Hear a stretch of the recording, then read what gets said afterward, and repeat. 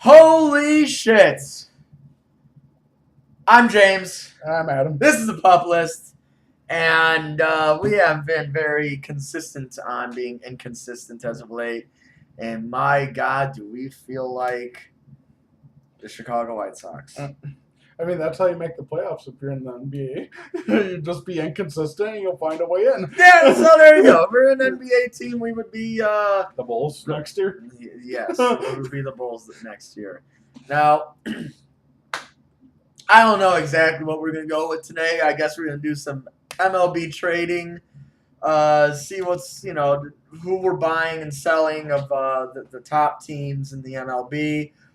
We got Roquan Smith, still the only first rounder that has not been signed. So we're gonna go into that. We got some wrestling and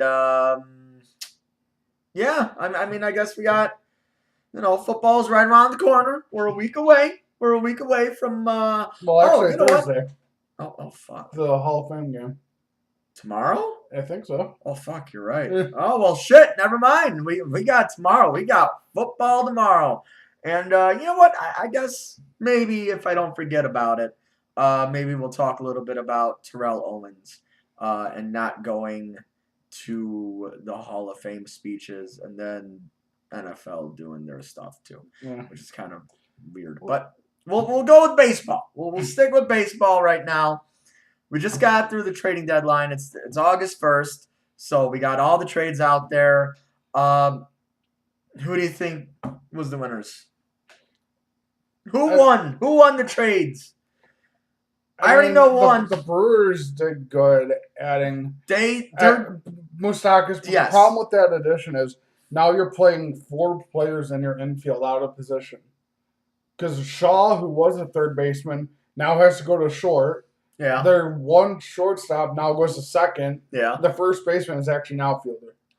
So that's going to cause problems because all you really have to do is hit up the middle and hope they don't know how to field their current positions. That's true. That's very true. And it's not like Moustakas was that great of a defensive third baseman to begin with. He's just a slugger. I mean, it's another good bat, but offense really wasn't an issue for the Brewers because they have Yelich, they have Kane. They needed to get a starting pitcher, and they couldn't get one. Failed to do so. I mean, they got Soria as a bullpen to help a little bit. He's I understand you need relief pitching, especially in baseball these days. But you still need another starting pitcher. I'd say, like, going by division-wise, I think in Central, Cubs probably won the deadline for their division, getting Cole Hamels to help their rotation and make it so Tyler Chatwood never starts again. I don't know. I'm going with the Brewers, even though they went with all bats.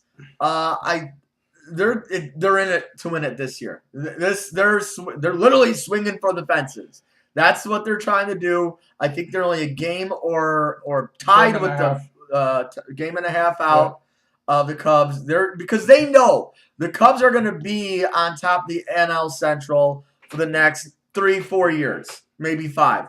But with the Brewers this close, they're thinking we might not get another shot of being this close this late into the season. So why the hell not? I understand. They didn't go for the starting pitching, which didn't really make sense. Well, they kind of did, but they couldn't get him because they tried to get Archer, but he went to the Pirates. I don't understand that. That's more because he has 3 years of control. That's more for next year than it is for this year. I mean, you just got rid of Garrett Cole. Giving Meadows was a big mistake because he's going to be an amazing center fielder. But the Pirates don't make sense right now because they got rid of Garrett Cole. When have they ever made sense? They traded Ramos Ramirez for nothing to the Cubs. They traded Ramos and Kenny Lofton for Ramos on the Cubs did a lot. Yeah, but they didn't win shit. No, but I mean, compared to like what they were trading away, he became like a big name. Like did good for them. He was, I think, like second or third a few years in MVP voting, even though they were in last place. Exactly.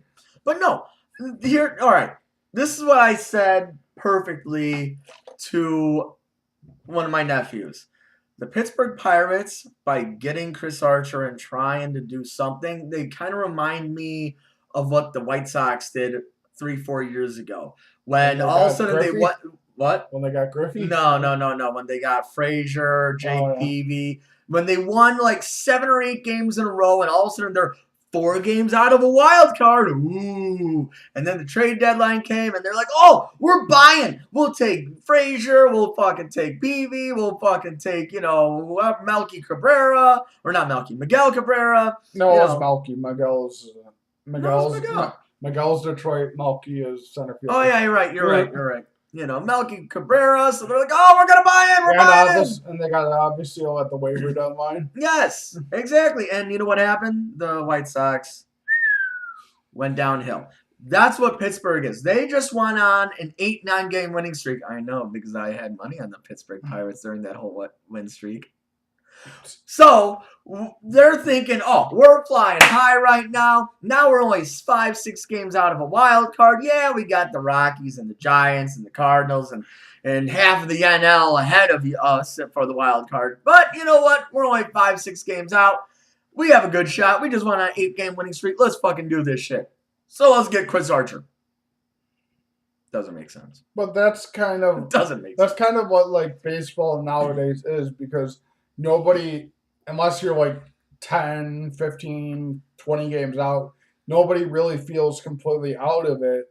So you'll go and make like moves like that. And like Archer, I would have liked if the Cubs traded for him, but then I was like, looking at his stats more.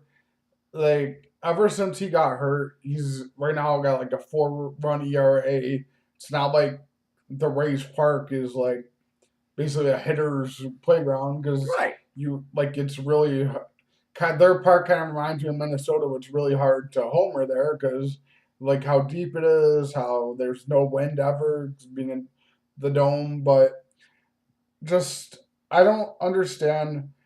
I thought the Brewers were gonna get Archer because it reminded me kind of They should have. I think it was 3 or 4 years ago when they were pushing for the division and they traded Laporta for CC Sabathia. Yeah, I remember that. And they got into the 1-game playoff. Did they win the 1-game playoff? I don't. No, they lost the 1-game playoff, but then Sabathia left. And then CC left. I mean, yeah, if the Brewers got Chris Archer, I would be right now telling you guys, you know what? The Brewers have a legitimate shot of winning the NL Central. Now that they didn't do as much as I thought they should have done for the starting pitching, They'll get the Cubs are wild running card. away. Yeah, they'll get the wild card. But, Yeah, like, I believe they will. That's the Cubs reason are running away with the NL Central. The reason I even liked the Cubs getting Cole Hamels and the 2 relief It pitchers was great. was because if something like catastrophic happens and they fall to the wild card game, you basically have 4 starting pitchers you could technically put in that game. Yeah. Put Luster, Hendricks, Hamels, and Darvish or Quintana, whoever's doing better at the time. Exactly. And No, you do. Even That's in exactly what you got. Even when the series starts, because Darvish is supposed to be back next week, they're saying, like and Montgomery will go back to the bullpen and make the bullpen a little stronger. And Chatwood's going to go on a mysterious DL stint and just disappear from the team. Exactly. But like I like all the moves. Like there was rumors early on in the day that supposedly they were like big in on Ziegler. I'm kind of happy they didn't get him. He's performed good over the past like 2 weeks. Yeah. But overall, he's got as a reliever 4-run ERA, blew like 5 or 6 saves, and has walked a ton of people. And like the rumored trade for him was giving up Ian Happ for him. Yeah. And that's wouldn't have been you weaken your offense and your bench with Bryant being hurt. The big reason they're still doing good is because Happ and Baez are killing the ball lately. It just wouldn't have made sense to trade him away for a bullpen pitcher. Like the only bullpen arm I would have done that for I mean, if the Yankees were out of it, trying to get like, or the Indians were like Miller or Chapman again, but like just Ziegler for a top player like Cap just wouldn't have made sense. The Diamondbacks ended up doing it anyways. Exactly. Diamondbacks got him. But you know who else did really, really well was the Dodgers. I mean, yes, we already know that. Mercado. And then they got the other bat. Oh, my God. I can't think of his name. I think the guy from Miami, right? Shit. Yeah, I forgot his name. I cannot think of his fucking name for the life of me. You look it up. But I think with the Dodgers of what they did, kind of the same thing like the Brewers. If the Brewers got more starting pitching and whatnot, I would say that they would, be right up there with the Cubs. But I think it's right now a two-team race in the NL. You got the Cubs and you got the Dodgers. I think you're going to get another NLCS of the Cubs-Dodgers, and I think it's going to be the other way around. I think the Cubs will probably take it. But it's going to be fun. It's going to be a lot of fun to watch. And I kind of want to see if the Cubs do end up winning against the Dodgers, and if it ends up being Cubs-Astros, I want to see the Cubs light up Hector Rondon, just because he's really been annoying me recently. Yeah. Because he basically is because he's trying to kind of endear himself to the locker room where he started drinking. He was like, "Oh, this is a much better locker room and situation than I was in the Cubs." I was like, well, that's because when you were on the Cubs, when you were the closer, yeah, you did good, but if there's a chance to get better closing options than you, they're going to take it. Exactly. And it kind of goes along with Super Common with the whole A-Rod thing a few days ago, where it was basically saying that Darvish being in the Cubs clubhouse and traveling with the team while he's rehabbing is showing there's a problem in the Cubs clubhouse because he can't trust himself to not be there because he thinks something bad's it's a poisonous environment. And I loved what Darvish agent said about it. He's like, it's basically said it's Rich coming from A-Rod, a guy who, when he was suspended 200 games twice, abandoned his team and never went to one game to support any of the players on his team. Mm-hmm. And also, when there was spring training, he trained alone because he didn't want to be with his team.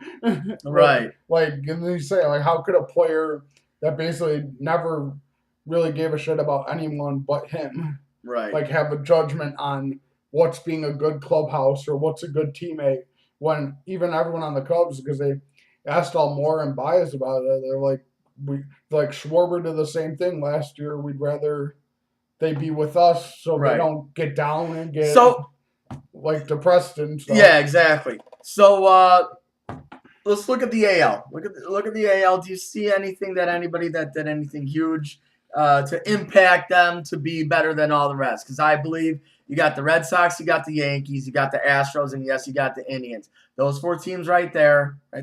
4 teams. Oh, that was kind of weird. 4 teams right there.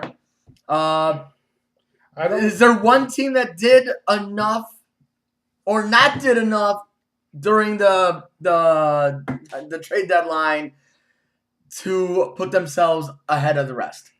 I mean, I don't know if there was any one move those 4 teams made that really improved their chances. I think it was more the teams below them made moves, but I don't think any of the moves would be big enough or important. I mean, I know Houston got, I think Houston got a relief pitcher.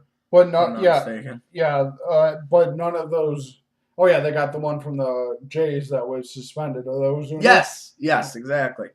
But I don't think any of those moves are big enough to offset the top 4, unless something a big injury happens. I think most likely AL is gonna end in the ALCS, probably Indians, Astros, or Indians, Yankees. That's what I'm kind of thinking. I like the Indians. I like the Indians a lot.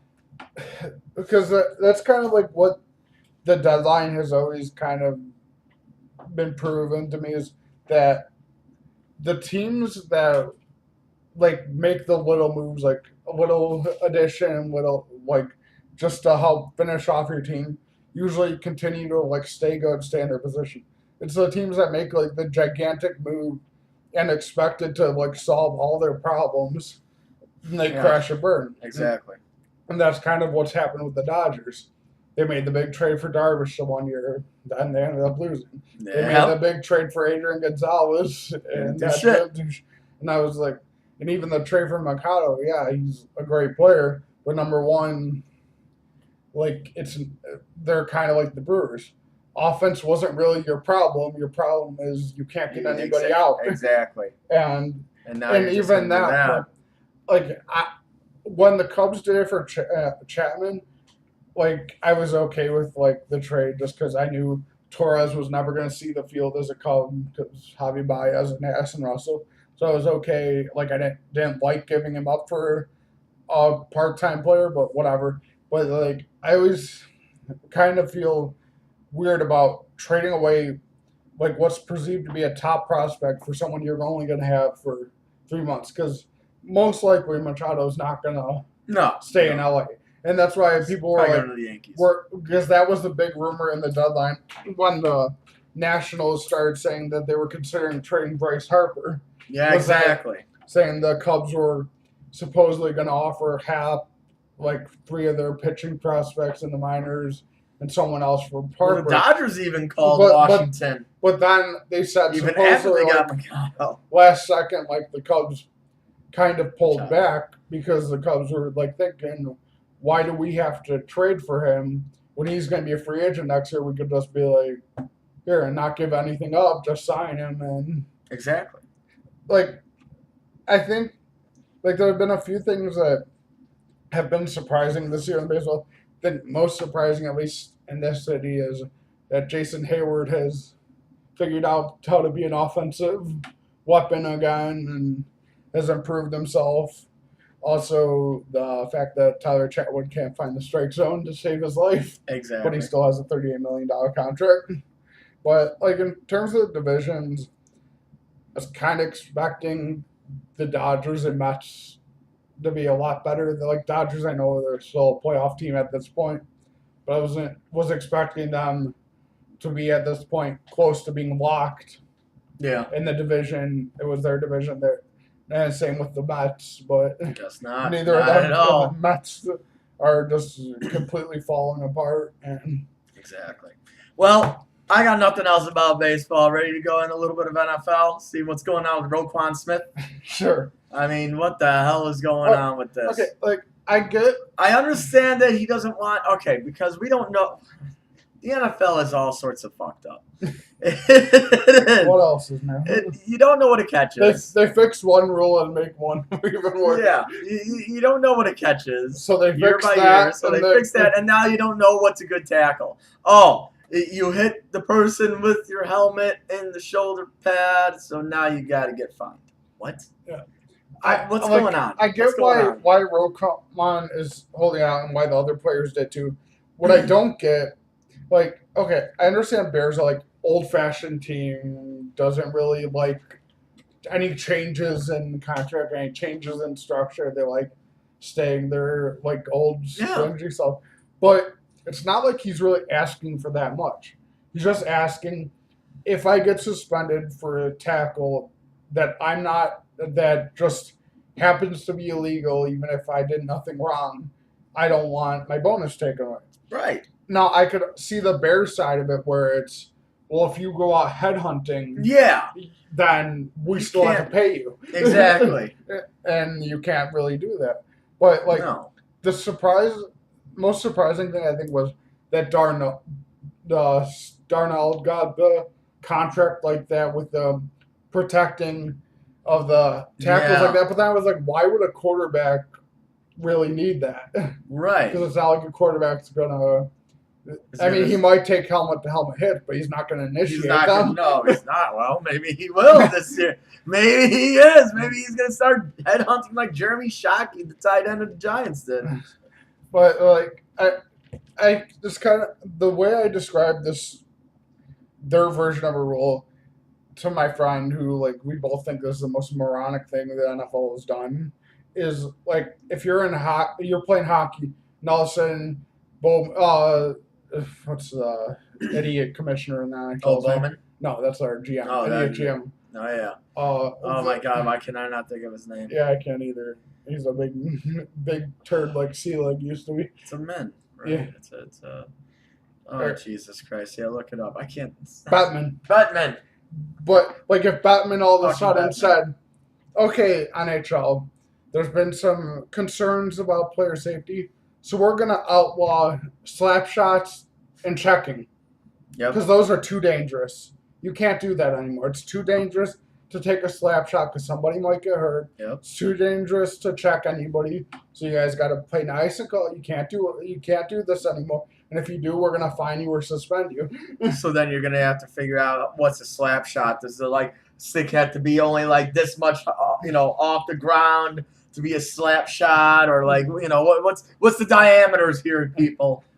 How fast are you going, and how this all. And it's like I even told my friend, it's crazy because as soon as the NFL fixes one thing, like with the catch rule, they fuck up two more things with the anthem again and this helmet rule. It's just fucked up. I don't understand what the NFL is doing, but you know what? They make all the money, so it doesn't even fucking matter. And you know what else they're trying to fuck up? And that's the Hall of Fame speeches. Because with Terrell Owens, okay. This is what I don't like about Hall of Fame votes in. Because this happens in baseball all the time. And I'm going to stick with football. Terrell Owens should have been a first ballot. I understand. Yeah. I understand that there's no such thing as a first ballot Hall of Famer. I mean, Urlacher was. Was Urlacher? Yeah. The first year Urlacher and Lewis were up for a vote, they got it. Okay.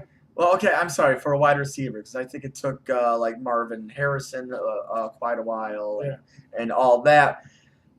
You cannot vote on how the person's personality is, because that's not what you're voting on. You're voting on how they are on the field. And Terrell Owens, arguably top 5 greatest wide receiver of all time. Maybe even top 3. Him and Moss both. Yeah. And they were both just out there. Rice, Moss, Owens. You can argue. Can you argue anybody else to be in the top 3 than those 3? I don't know. Maybe you can. But Terrell Owens, at least, is a top 5. I'd say he had to play a little bit more, but Kelvin, Megatron. Oh yeah. Okay, but no. Jim Brown. So Isaac Cole, Bruce. What Terrell Owens did was babyish and childish, like Terrell Owens usually is. He's like, you know what? Screw you guys. If it's going to take me 2 to 3 years for me to get into Hall of Fame, but it should only be 1 year, which it should be 1 year. Screw you. I'm going home. Exactly. Screw you. I'm going home. All right, fine. You want to be like that? Whatever. But once again, the NFL keeps pushing. They always like to fuck shit up. Anybody else, anything else, in any other Hall of Fame, you would put a 2-minute video, a tribute to T.O. and how great he is. Sorry, T.O. will not be here tonight. We wish him the best, blah, blah, blah. Nope. NFL's like, nope. Blocking your number, deleting all the messages, deleting all the fucking photos and videos. You are gone from me. Yes, you might be in the Hall of Fame, but for the Hall of Fame speeches, you get shit. You don't even get your name put out there. You don't even have your name on the fucking TV. Nope. T.O., fuck you. That's what the NFL said. And that is just as childish, if not more, than what T.O. did. It is. And it's ridiculous. When I heard about that whole thing, I was like, if I was like Brian Urlacher or Ray Lewis, I'd go out of my way to mention T.O. Yeah, but here's the other thing. Because now you have all the reporters, and you got Urlacher, you got Lewis, you got... Who else was... it's pretty Jones. Loaded. Jones. Jerry Jones. You have all these guys... Jerry Jones might mention T.O. No, yeah, he doesn't stop. He probably will. But no, you have all these guys that should be celebrated because of how amazing careers that they had, and the medias are going to be like, how do you feel about T.O. not being here? How do you feel about T.O. not being here? Who gives a fuck? I mean, well, who gives a fuck for them because it's their fucking night too. And you got these fucking idiot media people that are fucking talking to you. Well, that's why I kind of hate it's fucking trash. All Hall of Fame things, because even the MLB Hall of Fame has done shit like that, where there's people who how long it took Santo to get in. Exactly. He wasn't on a winning team. And this team. fucking bullshit with them. I'm terrible. The steroids today. people. Well, yes, steroids people. Pete Rose. Yes, Pete Rose. Pete Rose should be in. Pete Rose did something to get himself kicked out. Ray Lewis killed the motherfucker. Yes, but he wasn't charged. He didn't go. If you're gonna find Pete Rose's books, I want to see those books. If you can kill someone and not get charged with it, it's like it never happened. Yes, so if you see a red light and you have your eyes closed and go through it, you didn't go through the red light, right? Yeah. But exactly. The whole thing with people one of the criteria of the Hall of Fame, people judging the personalities. If that was the case, fucking Michael Jordan, Brett Favre would have never gotten in a fucking Hall of Fame because they were both assholes. They were assholes, yeah. Well, Jordan beat up his own teammates, and Favre sent dick pics to reporters. Well, here's the thing about Michael Jordan. He probably threatened all the fucking voters, said, "You listen here, you motherfucker. I want a unanimous vote on the first year, and if not, I'm fucking coming to your house." That's what Michael Jordan probably said, "I'll send pics if you don't vote me in." But you know what? I think I'm gonna watch it again tonight. Michael Jordan's Hall of Fame speech is the greatest speech of all time. He just runs everybody over with the fucking bus. He throws them in front of the bus, gets into the bus, and runs them over about 5-6 times, back and forth. I love Michael Jordan. He's like, you know what? It's because of you not putting me on the high school team that I went over here and fucking killed everything, destroyed in the NBA. And it's, UNC. Oh, boy. Jordan's calling you. I heard you were talking about me. It's Michael Jordan. Shit, I gotta get going, man. Be like, I heard you were talking about me. Michael Jordan. Did you mention my championships? Yeah. All 6 of them. And I could have had 2 more, but, But I got suspended for gambling. Exactly. But, that's the whole thing. If personality was put into it, many of the Hall of Famers would have never actually been Hall of Famers, because it's not like any of them are, just 100% great people. I mean, exactly. Even, because, like you said, Ray Lewis is in after he killed someone. Exactly. Or Lacker has fake hair and he's in. Yeah, he's got fake hair, Jesus Christ. But no, that's Peyton what I got. Manning is in and he's supposedly sexually assaulted you. Or he's going to be in. Oh boy, yeah, that's. But no, that's all I got for the NFL right now, because tomorrow is the Hall of Fame game, and we'll get into. I gotta do my fucking studying on fantasy football, because we'll get a fantasy football episode in 2 weeks, 3 weeks. So before week 3 games, we'll do a fantasy football montage segment. How high is too high to draft Jay Cutler? If it's for reality stars, number 1 overall. No, I wanted to be my backup quarterback like he was last year, and I got to the championship game with that. Pick Eli Manning. No, Eli Manning. I don't want Eli. You want Eli Manning. Even the Manning family doesn't even want Eli. But that's all I got for the NFL. Fuck the NBA right now, because that's not doing anything. NHL is in its NBA hit a little bit. Jabari signing. Oh, well, yeah. But it's the Bulls. They should be irrelevant. But they're going to make the playoffs, probably. Get to WWE and get this shit over with. No, okay. But no, we'll go to WWE. What's... Where should I start? Okay, no, we'll start on the good stuff. There was... I can't talk at all today. I'm fucked. I'm not even drunk. I'm nothing. I got nothing, man. No. There was a great announcement that happened 2 weeks on Monday Night Raw. The evolution of women's wrestling. Evolution pay-per-view. Fucking awesome. You know, they got Evolution pay-per-view. That's going to be in October. All women's event, which is great. I've heard rumors that they're going to get the titles off of Carmella and off of Alexa Bliss before the pay-per-view because they want this to be really, really big. Becky Lynch, probably. Yeah. Yes. I love the Evolution pay-per-view. Maybe. The only problem I had, and it had nothing to do with WWE, it's a stupid comment of former TNA person, Gail Kim, because they were asking all the former women to come back. Yeah. They asked AJ Lee. And no, they didn't even ask her. She just offered her own opinion, saying, no one's asked me, but I wouldn't go because when I was there, I was the evolution of women's wrestling. And when I was there, I wasn't treated like I should have been. Like, if I'm going to come back for anyone, it's going to be Impact. Okay. Number one, yeah, but like, that's the whole thing.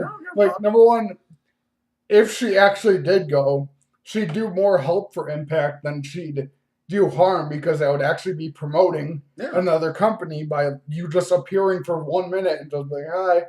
And also, okay, Gail Kim was a good wrestler, but for her to think that she was like the evolution of wrestling and was like some like outstanding wrestler and was like the most important part of, because even back then it was still the women's title, was like a huge thing.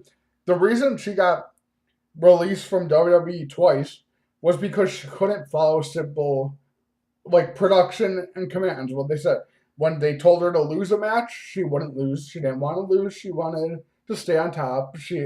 And when they asked her last match to go out right away because it was their last time on TV, so they weren't gonna use screen time on her, she just basically stayed in the corner in the ring till like the very end of the Battle Royal. And just waited for the end. So that's fucked. That's fucked. I've heard a lot of rumors about potential people. Like Trisha's obviously going to be there. So now that they're going to be there, are they going to be in a match? Now that's the next question. Trisha's going to face Mickey. They already said it because Mickey said she wants to fight her again and like renew their rivalry. Yeah. So is now Evolution? I mean, we already have WrestleMania, and that's for all men and women. But do you think now Evolution is this just going to be a one-time deal for like this, or is it going to turn into a woman's WrestleMania and it'll be in October? It's going to depend on the ratings and the buy-ins for it. I think it could be. I think even though Triple H said it wasn't, I think this is also partially payback for them not being allowed on the Saudi Arabia show. That's right. Yeah, I gotcha. But I think it could be. I think it'll be good. Like, there was one rumor match that supposedly was going to be, like, Bayley challenge Lita. But that's most likely not going to happen because it's going to be Bayley, Charlotte, Sasha. Who's the fourth one? Oh, the four horsewomen. Yeah. Wasn't it Becky? Yeah. And Becky against the MMA. Rousey. Oh, shit. Sherry. And they might have that Evolution. Yeah. Oh, that would be badass. But yeah, I applaud. That might not even be because at the point Rousey and Becky might be the women's champions. So the titles might not even be on the line. It's just the two champions are facing each other. And then supposedly that's going to be when the women's tag titles are brought out. Yes, and it's going to be on both Raw and SmackDown. That's what I've been hearing. And NXT and the UK. And the UK. Oh wow! So women's tag team championships is going to be on all four shows. Well, no, the women's tag champs are going to be on Raw and SmackDown, but the pay-per-view it's going to be NXT, UK, SmackDown, Raw. That's fucking cool. That is fucking cool. But no, I applaud WWE. You guys are doing it right with something at least. Should we just go straight down to the bottom of the barrel on this? Hulk Hogan? That's usually the bottom of people's barrel. No, I wasn't going to go that far down. I was going to go far down enough. Okay. after Extreme Rules, that they finally had it. Oh, Monday Night Raw was good, SmackDown was good. Okay, it kind of dwindled down a little bit the next week, and it's like, all right, but still, there's a lot of promise, a lot of good promise. We got SummerSlam around the corner, and then Roman Reigns versus Brock Lesnar. Well, you knew that was going to happen again, but like the more problem I kind of have been having with it over the past few weeks isn't even that story. It's the way they completely fucked up another story where they finally had Sasha and Bayley turn on each other. And They finally still had nothing. they finally had a clear out where if they didn't get along, one was going to be Raw, one was going to be SmackDown, it would be over. Yeah. And that would have been great because it would have improved both divisions of whoever went to SmackDown. Nope. But no, all of a sudden they're like best friends again. Like it just like they You know can't what I seem see, to. right? They can't, WWE Tag Team Champs. probably The first tag team No, I champs. think the Iconics are going to win the tag titles first. Well, then they're going to beat Sasha and Yeah, Bayley yeah. at WrestleMania, at Evolution.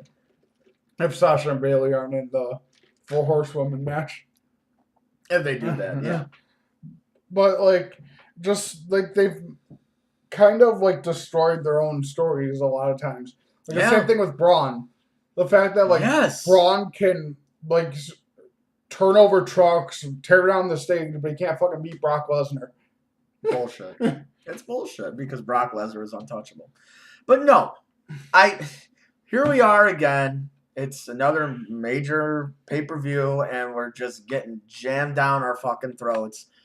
Brock Lesnar versus Roman Reigns. Now, I understand if you saw Monday Night Raw 2 nights ago that it's a little bit more intriguing this time around. It's not just your favorite guy, Paul Heyman, coming out, strutting his shit, saying, my client, Brock Lesnar, the reigning, defending, undisputed Universal Champion, Brock Lesnar. So, Paul Heyman was told by Kurt Angle if Lesnar doesn't come out and, just dance around and do whatever, then Heyman's fired. They all go out to the ring. Brock Lesnar comes out, F5s Kurt Angle, and then grabs Paul Heyman and tries to and pretty much chokes him out in a way. Yeah. So, is this the foreshadowing of, I understand that Brock Lesnar only has right now, what I read, 3 more appearances on WWE TV on his contract, which is what I'm hearing. The Raw before SummerSlam, and the Raw after. SummerSlam, and the Raw after SummerSlam. Now, is this foreshadowing Paul Heyman fucking over Brock Lesnar at SummerSlam? I don't know if he will. And becoming the advocate of Roman Reigns. I don't know if he will for Reigns, but I do think he's going to go to someone. Because Reigns, number one, if he did that, that would make Reigns heel, and that would be something WWE is never going to do. That's the what same thing with Vince John Cena. McMahon would never do. Same thing with but Vince still runs things. Yeah, But I think if he becomes an advocate of anyone, it's going to be 2 people that WWE has kind of said are having hard times promo-wise. They're going to either be Braun or Finn. Because Braun makes more sense as a monster heel than as just the big goofy guy that loves to run over trucks and hitting on Alexa Bliss. Well, yes, exactly. But I mean, they have to give him this Braun creative, goofy shit because you need him to be the champion. But you have Brock Lesnar holding. But he's the title also hostage. the Money in the Bank. Exactly. So that could happen. Brock could beat Roman. And then the next night. No, it doesn't even have to be the next night. Heyman could come in, celebrate with Lesnar, then low blow him. Braun comes out, chokeslams him, wins the title. Slams, Yeah, there you wins go. the title. But could that actually happen on the Monday night after? Because Brock Lesnar is supposed to be on the Raw after. It could happen on the one after, or Brock could also just be like, I'm on right, because if you lose the title, you get a rematch. So, unless your name is Finn Balor or Kevin Owens. Exactly. If your name is Kevin Owens and Finn Balor, then you definitely don't get rematches. Well, or Goldberg. He didn't get a rematch. Thank God. So, we got at least some sort of shit with that. It could be the night after, or he could go rematch and then Braun comes out, cashes in on both of them, just destroys them. Just like the Seth Rollins at WrestleMania Yeah. did. I could see that. Okay. Now, SmackDown. They're finally doing something right. See, SmackDown is they're doing it great. We got two amazing rivalries that I can think of off the top of my head. Actually, three. Jeff and Orton. Oh, AJ. well, yeah. I was gonna go with the Miz and Daniel Bryan first. Bryan. That's guaranteed. I mean, you're gonna get that at SummerSlam. I love what they're doing with that. The Samoa Joe and AJ Styles. I am loving it. Yeah. Samoa Joe last night. Did you see his promo? Yeah. I love it. He's fucking bringing in his kids, his family. You're not there for your kids. I've known you a long, long, long time, TNA. Yeah. You know, and he's just saying, you know what? Don't worry, I'll do you a fucking favor. I'll fucking whoop your ass. Take that title so you can spend more time with your family because you're a terrible father and a terrible husband. Damn! Yeah. I love Samoa Joe. Even my cat loves Samoa Joe, and that's why she's standing up right there. That is amazing right there. I like the Joe AJ stuff because number one, because that match is going to be amazing. Oh, it is. The Miz Bryan stuff is good, but the one I really like is, even though it started off kind of like disturbing and unnecessarily sexual, is Randy Orton and Jeff Hardy. Sexual? He licked Jeff Hardy the first night he came back. Because and whispered in his ear. That's not here. Pulled on his earlobe, yeah. on his gauge. No, this. Okay, first off, I just want to let you know. I think it was from WrestlingNews.com or somebody, but I'm not surprised. Randy Orton went to the writers and said, I want to be heel again. Yeah. And you fucking make me heel because I've been in this company for way too long and I love being heel again. And they're like, okay, you got it. You're back to being heel. There you go. Go get a feud with, we'll put you in a feud with Jeff Hardy and for the United States title with Shinsuke at SummerSlam. All right, sounds good. I love Randy Orton as a heel. He is psychotic. So much more fun, isn't it? He's a lot of fun. He's entertaining. It's more. He's becoming more of the Randy Orton when, remember, him and John Cena were going at it for like 100 times in a row. Yeah. And Orton would like beat the fuck out of like Cena's dad or something like that. That's fucking great entertainment. And now he's fucking washing Jeff Hardy's face off of his paint, ripping his earlobe open, and then I love it. This is perfect heel. Everybody loves the RKO. Mm-hmm. And last night he's going for the RKO, and then he just sweeps his feet and looks down at Jeff Hardy. I love it. I love it. Randy Orton, top 5 heel of all time. Yeah, no doubt. But I also liked last night where he ran out during the match, and Shinsuke was about to Kinshasa. Yes! And Randy Orton just like stood at him and looked at him. For like that just like backed off. Yes! Like, go right ahead. But like, just for a second, because I thought he was going to punt him again.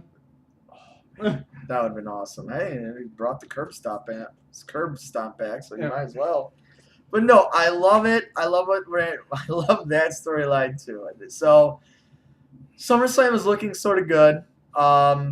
Got Charlotte versus Becky versus Carmella. That's right. You got Rousey versus Alexa. Yes, I mean you got some good matches. Joe versus AJ. You got the B Team versus Revival. Revival or Authors of Pain. Mm-hmm. But no, other than the Brock Lesnar Lesnar brothers probably versus The Bar. Yes, and then Kevin Owens versus Braun Strowman, where if Braun Strowman loses that's why I think that's the one I think they're gonna do something fucked up. I think Baron Corbin's gonna screw Braun Strowman out of the case, and Owens is gonna get it. Oh boy! Just think about it. It's something they would do. Oh boy! You know it's something they would do, though. No. Even if you don't like it, you know it's something WWE would do. And then does Kevin Owens cash in that night and become your new Universal Champion? That would be kind of fun. I mean, as long as it's not Roman Reigns or Brock Lesnar, I'll be happy. I love Kevin Owens. Kevin Owens is one of my favorite wrestlers. Yeah, but I love him. But he's like taking it off of Braun Strowman. Well, Braun Strowman doesn't need it. That's the thing. Kevin Owens doesn't either. But that's now, kind of like what we were Kevin saying Owens during the Money Bank. Like, why I still would have preferred if like Finn Balor would have won it because he needs it to get a rematch. Exactly. That he's never going to get it until Vince dies. Exactly. That's 100% true. Or Vince runs to the XFL and just that's right. That's coming back in like 2 years, right? Something like that. But like, and going like the Miz Bryan rivalry, I mean, it's great. It's more history between the two of them. Yeah, I like it. Just the only worry I have is like there's two separate rumors going. One is that Bryan is re-signed. Yeah. And he re-signed a 3 or 4 year contract. That's what I heard. Good. And there's another one that he's not re-signed and that SummerSlam is his last day, is the last show. I don't believe that one because I heard that WWE, they were thinking about doing, even if they were doing on SmackDowns, that they were going to do all dream matches with Daniel Bryan, like Daniel Bryan versus Randy Orton, Daniel Bryan versus Jeff Hardy, Daniel Bryan versus Shinsuke Nakamura. Yeah, did we get Daniel Bryan versus AJ Styles? But then Shinsuke interfered. Yeah. So, but like, we didn't have a full match of Daniel Bryan versus AJ Styles, Daniel Bryan versus Samoa Joe. So I do believe that he did sign that contract because I remember months and months and months ago that WWE was scared that Daniel Bryan was going to go back to Ring of Honor or NJPW.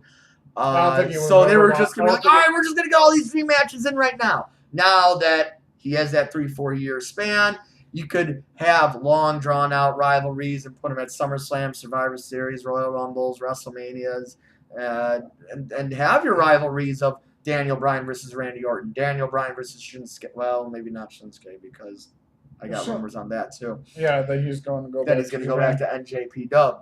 But like Daniel Bryan versus AJ Styles, then you know what? I'm calling it right now. I'm calling it right now. I said it to my cousin last night. This is a big. Bryan wins Royal Rumble. Yes. He wins at WrestleMania. Yes. Big prediction.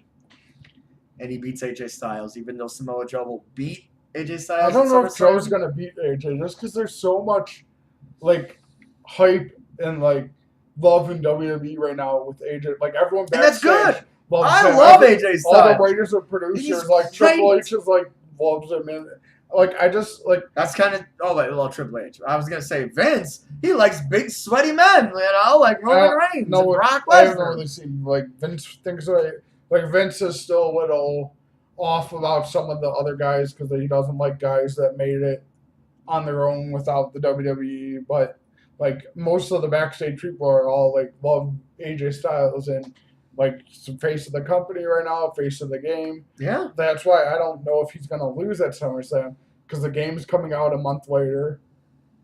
If you want to promote it, you promote it with the champion, which is what Seth did with it like a year or two ago. Well, this is what I could see. I could see Samoa Joe winning at SummerSlam. And holding it for a month or two so it's not like AJ Styles is champ for so long. Then AJ Styles wins it back, holds it till WrestleMania, loses to Daniel Bryan. But there's also another situation they might be trying to do. What? Erase CM Punk from the record book. Oh, they already did that. They already have Brock Lesnar, even though he only had like 10. But that's not the WWE Championship. That's not what Punk had. That's a universal title. That's another championship. That's true. Yeah. So it has nothing to do with the actual. It's a championship reign, but it's not the championship. But WWE like put it down as Brock Lesnar beats CM Punk's record. Brock Lesnar is the longest reigning Universal Champion. And then it said longest reigning WWE champion was Punk. So he still has. Like as the actual WWE title, Punk still has that record as like one of the second or third longest reigning behind who had it for 2 years. I think San Martino. Well, if you really want to look back at you cannot go there. If you really want to look at it, I think like Hogan had it for like 2 years straight. Yeah, the one guy back in like the 50s or 60s, he had it for like 8 years straight. So it's just like modern day Maharaja. That's all I got. But no, I understand they are trying to get if they're trying to do that, they want CM Punk to be erased from the record book. And they want him erased by someone like AJ, another indie guy who just comes in I'm down with that. Tears it up. And then he loses to Chris Jericho. No. Jericho's not getting another title because he's in Japan. He'll have a Japan. He already had. Wait. No, I'm saying he's not getting another WWE title. Wait, did he lose the NJPW? Not yet. Good. You will soon. Yeah, I know. It's okay. But like, I think I could see your situation happening with Brian winning the Royal Rumble, beating AJ for the title.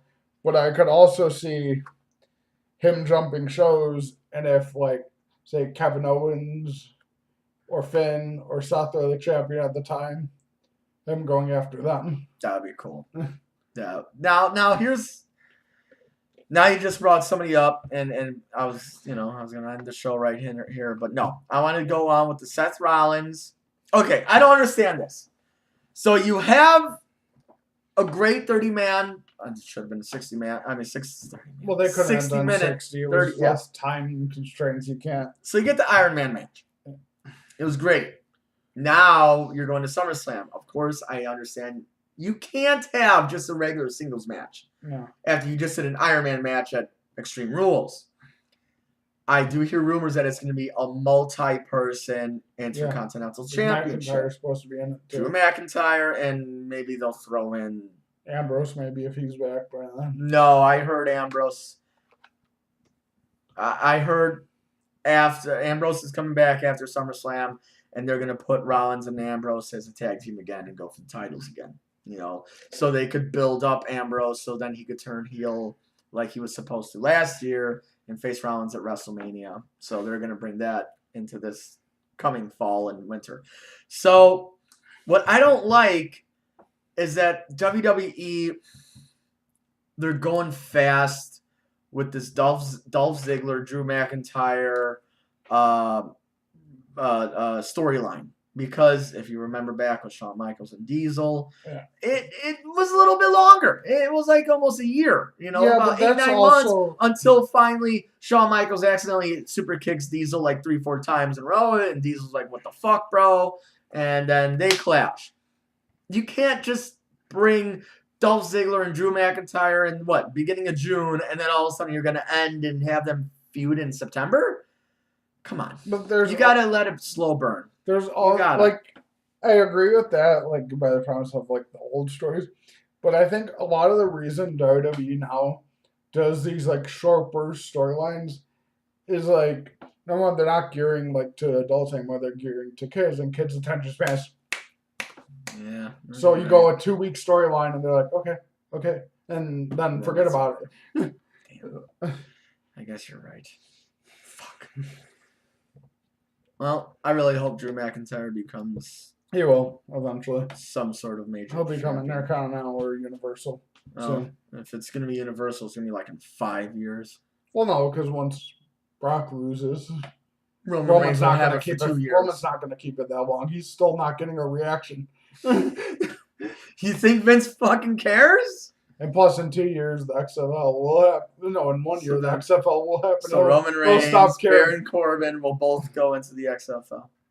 Oh, here, I saw something else. I gotta see if I find it. What? You'll see. Well, should we just end the show, or do you want to end the show? I got something else for the show too, but just okay. What do we got? Number one, Pillman's son is coming to WWE soon. No shit. Yeah. And it was this Women's Evolution pay-per-view, and it had the poster of all of them, and it said, "Now with special guest Woman Waynes," and it had Roman with a red wig. Woman Waynes, I love it. Woman Reigns, and then he wins. And he'll win every women's title on the show. And then he wins the Universal title with a Superwoman punch. Well, what do you got? Because I got nothing else. What's the grand finale? What we were talking about at the restaurant. What? Brady versus Rogers. Going Brady versus Rogers now? Yep. Oh, man. I don't know if I can handle this. Well, okay. Is it Brady versus Rogers like today's Brady versus today's Rogers? Is it career-wise versus career-wise? It's because I got two different answers. Because they're considered like the top two. It's who's better at the position and as the quarterback. Like you take today. Yeah, I got a team. Like of all time from their start, even though it's years apart to currently. I got to go with Brady right now. I have to. I'd say the reason I'm like kind of like a little more against the Brady one is, yes, Brady is an amazing winner, but in terms of quarterback ability, 50 touchdowns. But Randy Moss, but still 50 fucking touchdowns. But also in terms of quarterback ability, nobody has really done what Rodgers does. Well, yes, because athletically, statistically, I think right now he has career-wise the best throwing completion percentage of all time. Yeah, and also I hold like I mean, it's a stupid thing to hold against him because you can't help where you play. But if you would have put Rodgers in Brady's situation, all those Super Bowls would have been won.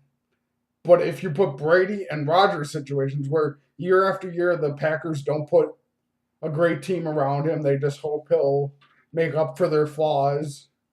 He maybe in 2010 he would have won that Super Bowl, but but he wouldn't have as many championships.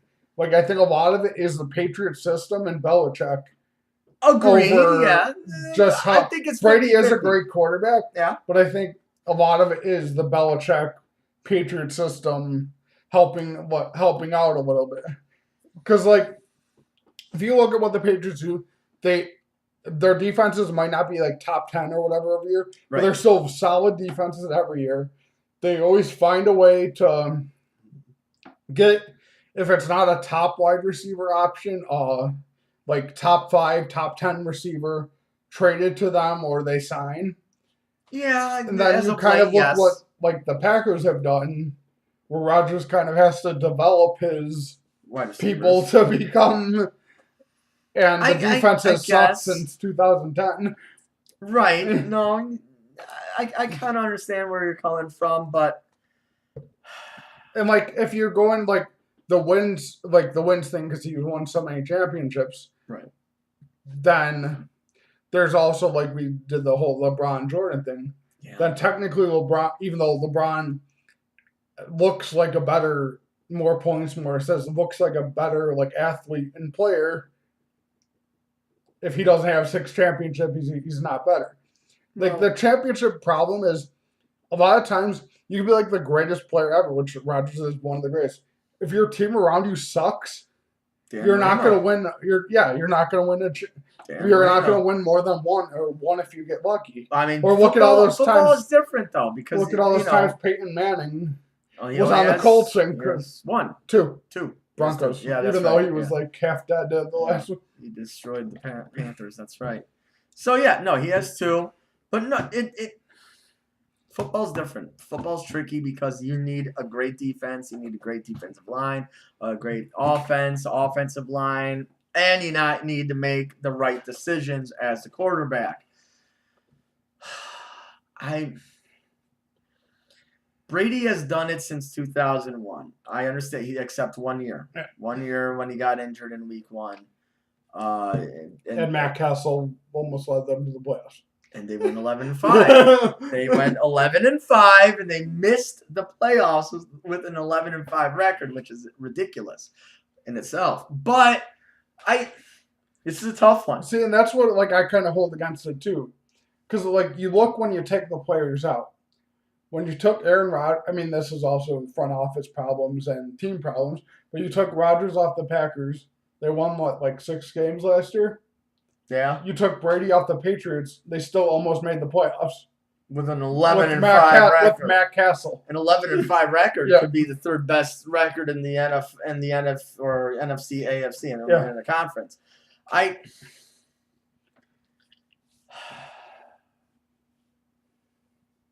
I mean, Yes, achievement-wise, Brady's Brady, the top, hands down. And he's even though Rodgers only needs one more MVP to tie the MVPs. To tie Brady. But yes, talent-wise, and looking at what he needs to do, yeah, I would have to say Rodgers. Of course, right now, today, August 1st, 2018, I would take Aaron Rodgers over Tom Brady hands fucking down because, well, Brady's 40 and Rodgers is 34. And Rodgers wants to play till he's 40. Yeah. Well, Brady wants to play till he's 45. So, I mean, I guess they're both going to be around for the next 5-6 years. But that's also kind of like how I phrased it when I texted into like the score the other day when they were telling me the same thing. Like, if you were to start a team right now, pick Aaron Rodgers. Oh. And that's why I'm saying. Yeah. Like, and then I texted them back when they were like, well, obviously. I was like, then how aren't you saying he's the greatest quarterback right now? If you wouldn't want him to run your team and to play for you, then he must be the greatest quarterback playing right now. Right. Like, Tom Brady's won more, but if it was a better situation, Rodgers could have won more too.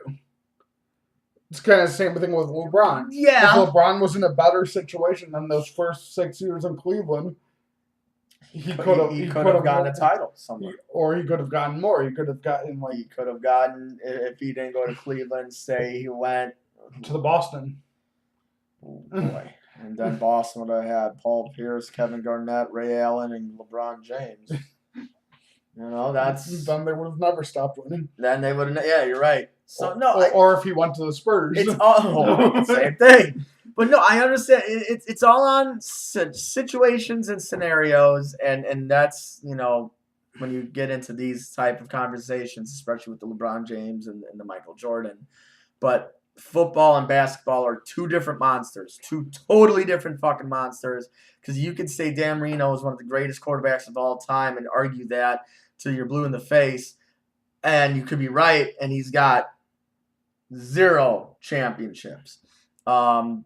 You could say him and Joe Montana are the same, and of course we know Joe Montana has like what, 3, 4, you know. So when you go to Brady and Rodgers, the skill sets, I give it to But even Rodgers. like if you go skill sets, I would say it's not even like close. No, Rodgers is one of the most. I mean, you have to wait and see how he is with the shoulder healing, but supposedly he's already like throwing like 60 and 70-yard bombs in training camp, so that might be better. This might be a weird comparison, but hey, cat, she's getting angry. Aaron Rodgers is a John Elway on steroids. Yeah. John Elway was great. I hated him because he beat our Packers in '97. But John Elway was great. He wasn't given really good teams, but he still brought his team. Terrell Davis and Sharp. Yeah, at the end of his career, because he was in the playoffs. Yeah, that was the joke on The Simpsons. Oh, the Denver Broncos. Exactly. But it's not a full team. You don't understand football. Aaron Rodgers, in a way, is like John Elway with mobility and whatnot, but it's just Aaron Rodgers is a hell of a lot better precise passer. He gets that ball right fucking there. And not saying John Elway didn't, but the numbers don't lie. Aaron Rodgers has the best completion percentage of all time right now, and it's ridiculous to think about that. I like to think of it more as like Elway's a good comparison, but I actually, to like a few of my friends, I have compared him to the quarterback he followed, Favre. He took all of Favre's a gunslinger. Well, no, but he took all of Favre's best abilities, being able, if necessary, to move, throw downfield, and get open, and took away the interceptions and the inaccuracy. Yeah. And let us morphed himself into a more superior version of Brett Favre. That was always one of my problems too with the whole. It was always the Brady Manning comparison when a lot of those records they were breaking, Brett Favre set. Yeah. But when he had those records, no one was saying, "Oh, Brett Favre's the greatest quarterback of all time." They were saying, "Oh, Peyton Manning, he's almost breaking these records, so he's better than Brett Favre." But it's tough. It's tough. Trying to because there's so many fucking great quarterbacks that played in the NFL that you could go down the fucking line and you could name 15 of them and say they are the greatest quarterback of all time. And it really depends on how you're feeling that day to say which one is the greatest of all time. It's funny. That's how football is. Yeah, it's crazy. But you could also go through that list and quarterbacks that have never won that you consider the greatest. But Dan Marino, fuck. Rex Grossman, Jay Cutler. I even though like you said it was completely opposite sports, I compare Aaron Rodgers is like the LeBron James of the NFL. Yes, where he's just a superior athletic freak that nobody has seen. There've been big and fast people like Cam is huge. Cam Newton, but he doesn't have the arm or the accuracy or the leadership that Rodgers does. And even before you had Vic, but Vic was one first that pass. Exactly. Rodgers only runs if there's no other options. Like John Elway used to, and Steve Young. That's another comparison right there. Steve Young, because he used to do the same thing. If there was no more options, Steve Young would fucking run his ass off. Or Cunningham. Yeah, you're right. Or Cunningham, McNair. I love McNair, yes. But just because the only reason I even brought this up is I was having a discussion with a friend of mine at the gym who's a Patriots fan. And he was like, "Oh, it's Brady just because he won." And I was like, "Yeah, but it can't just be because he won." Well, if it's because of that, then Terry Bradshaw is the greatest quarterback of all time. Right? Is he not then? He's got 6? Yeah. So he's better than Joe Montana. Or that's the same in NBA than Bill Russell is. He's one player. Bill Russell's the greatest NBA player of all time. Mm-hmm. So there you go. And I told him, I was like... And then Robert Horry is top 10 of all time because he has 7 championships with 3 different teams. Or Kerr now. He has a 6 with the Bulls and 2 as a coach with the Warriors. No. He has 3 with the Bulls. 4.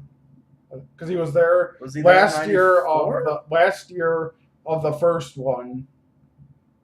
Then he was there the year they made the playoffs but got knocked out. Then Jordan came back and won the 3. And then he has 2 with the Spurs. Yeah. So Steve Kerr, he's got 8. He's got 9 rings compared with coach and shit. Steve Kerr's the greatest player ever. But I just can't see people just trying to I know I've argued that with the Jordan LeBron thing, but Jordan it's kind of a little bit more than just the wins. It's I think on the court Jordan was a bit more of a killer. Oh God, yes. Than LeBron, while he's great, LeBron he doesn't have that killer instinct. Will look for the pass before he'll look for the score. Yes. Jordan will beat the shit out of his own teammate if he's in the way of a basket. Exactly. He'll break all the ankles there. He'll cross over his own fucking teammates. He'll elbow him in the face. Out of my way. Exactly. But you could say that both Tom Brady and Aaron Rodgers both have the killer instincts in them. Yeah. They both do. They're just both that's kind of why I still think it was 2 years ago that Seahawks won the championship game was the worst because they got completely destroyed by the Falcons 2 years ago. Mm-hmm. But that Seahawks game they should have won, and it was a bunch of major coaching problems that forced them to lose. No, the Packers in the championship. Yeah. No, number one, I remember that. Burnett had the interception, and McCarthy told Peppers to down him instead of running it back, which he had a clear path to the end zone.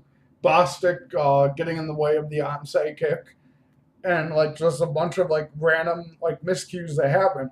Like if that shit didn't happen, most likely they would have won that Super Bowl. Yeah, they could have. They honestly because that was like one of their like better years. Yeah, offensively, and their defense wasn't completely pathetic. It was. But that's actually one other thing. Like I want to say, I'm kind of excited about once the preseason and normal season starts. Supposedly, like Devontae Adams and Rodgers like love Kevin King and Jari Alexander. That's like good. They said, like they think both of them are going to be like two of the top corners in the league soon because they're just quick, and Kevin King's kind of physical and kind of an asshole. But yes, that's what you need. You need assholes. Well, you need assholes.